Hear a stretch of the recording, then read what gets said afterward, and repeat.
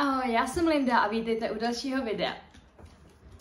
Tak, dneska už si povíme něco edukativnějšího a půjdeme se podívat rovnou na pitný režim, protože se nám blíží léto, teplý dny jsou za rohem a co je víc důležitého, než dodržovat správný příjem tekutin. Takže já tady mám dneska nějaké poznámky, abych něco nevynechala, abych na něco nezapomněla, takže zkusíme to shrnout co nejrychlejš, nejjednodušeji, takže vemte si něco dobrýho k pití a jdeme na to. Tak, jako první bod tady mám samozřejmě otázku, kolik teda vůbec by se mělo té vody denně vypít. To je strašně těžká otázka, respektive jednoduchá otázka, ale složitá odpověď. Tohle to nejde vyloženě říct. Hraje tam aspektů strašně moc věcí. Takže vám nemůžu říct, prostě pijte 2 litry denně, protože se to prostě říká. Chlapi 3, 4, ženský 2. Jo, prostě takhle to úplně nejde říct přesně. Proč? Protože máme různou stavbu těla. Máme různé aktivity přes den. Každý z nás se třeba jinak potí, každý z nás jinak jí, to znamená, že máme někdo víc, někdo míň příjem vody, co se týče třeba právě z potravin, jako z ovoce, ze zeleniny, ta je hodně bohatá na vodu. Jo, takže tohle všechno tam hraje prostě obrovskou roli. Nejjednodušší, jak prostě zjistíte, jestli jste nebo nejste dostatečně hydratovaný, tak je to, že si budete sledovat moč. Jakmile prostě má tmavší barvu, tak určitě začít víc pít. Jestli bude světlejší, až průzračná pomalu, tak všechno v pořádku, pijete tak akorát. Takže moč je rozhodně nejjednodušší ukazatel. Co by mohla být velká chyba, je taky to, že začnete pít až tehdy, když už vás třeba bolí hlava, nebo máte nějaký příznaky, že vlastně jako, aha, asi jsem dneska málo pil. OK, to už jako, neříkám, že už je lepší nepít, jo, vůbec, určitě, napijte se, ale nedohánět celý ten vlastně příjem, co jste měli mít přes den. Ne, že si prostě najednou vezmete 2litrovou lahev nebo litrovou lahev a celou ji do sebe naklopíte. Jo, prosím vás, to nedělejte, to je blbost, úplná. Takže nejlepší je mít prostě přes den furt skleničku vody na stole, flašku v ruce, furt prostě mít k dispozici a jakmile mám chvilku, hned se prostě napiju. Co pít a nepít? Co všechno se nám vlastně počítá a nepočítá do toho pitného režimu? No, počítá se tam téměř vše, co je prostě z vody. Počítá se tam toho dost.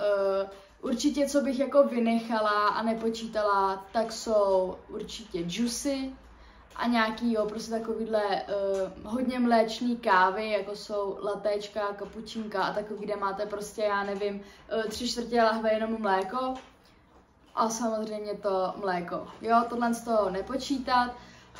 Určitě pak prostě je mnohem lepší si dát čaj, ideálně třeba zelený, ten je skvělej, a přes den prostě pít čistou vodu. Nic zdravějšího než čistá voda nikde prostě není.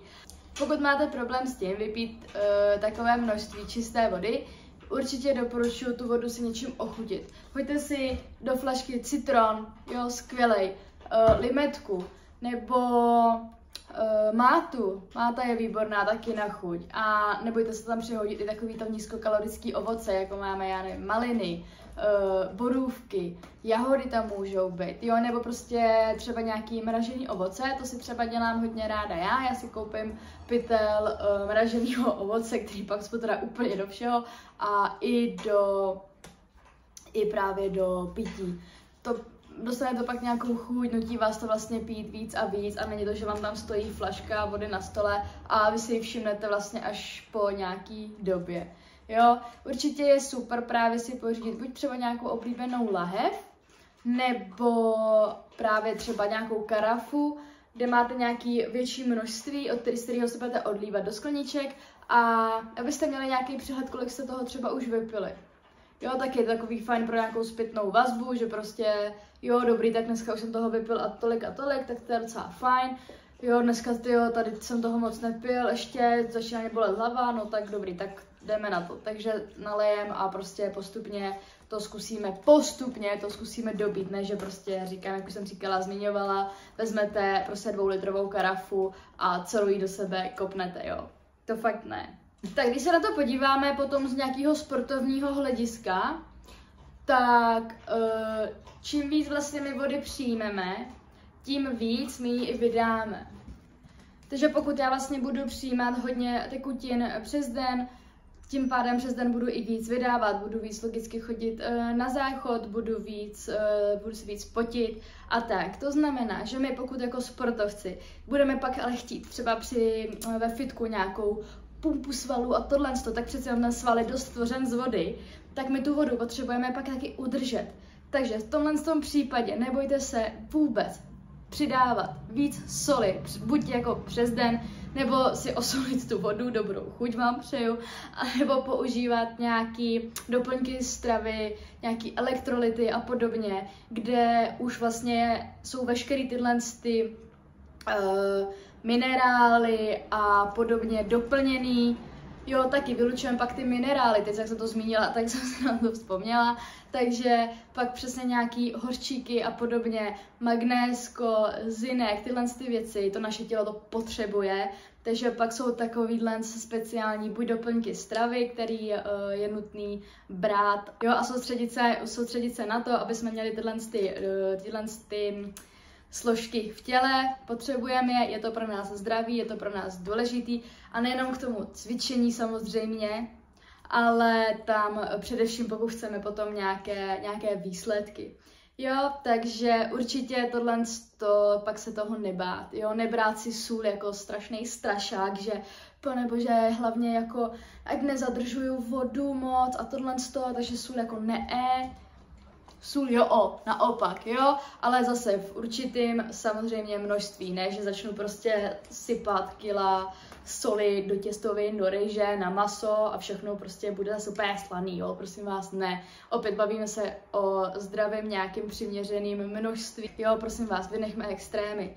Nikdy s ničím do extrému nechoďme, pokud se bavíme samozřejmě o nějakým lifestylu a ne o nějakých vyloženě závodech, fitness a podobně, to už extrém je, takže při našem zdravém životním stylu chceme dostatek soli, ale chceme i dostatek těch tekutin.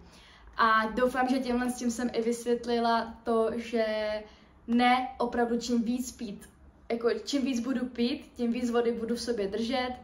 Takhle to nefunguje, je to právě přesně naopak. Čím víc vody přijmu, tím víc té vody vydám. Tak, já doufám, že jsem to shrnula tak nějak docela rychle, docela jasně. Kdybyste měli jakékoliv ještě dotazy, nejen k pitnému režimu, ale k čemukoliv, co vás napadne, určitě se nebojte zeptat do komentářů, já vám zkusím určitě ráda odepsat, nebo klidně soukromně do zprávy, můžete mě začít sledovat na Instagramu a budu ráda za jakoukoliv vaši další zpětnou vazbu, ať už ve formě lajku, komentu nebo jakýkoliv konstruktivní kritiky, všechno beru, budu za to strašně ráda. Tady mě můžete konečně třeba dokopat, ať konečně domaluju ten obraz, který tady už mám rozmalovaný, nekecám o té doby, co bydlím v tomhle bytě.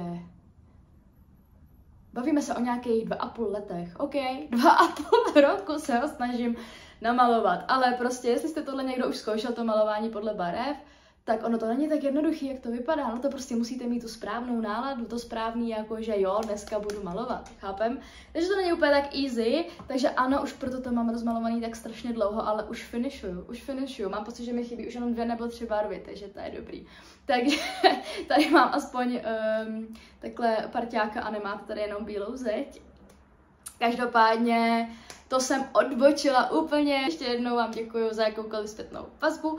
Doufám, že jsem všechno vysvětlila jasně, srozumitelně, stručně. A to bude z dnešního videa asi všechno. Doufám, že se vám tohle krátký video líbilo, že jste si z toho něco určitě odnesli. A na zdraví!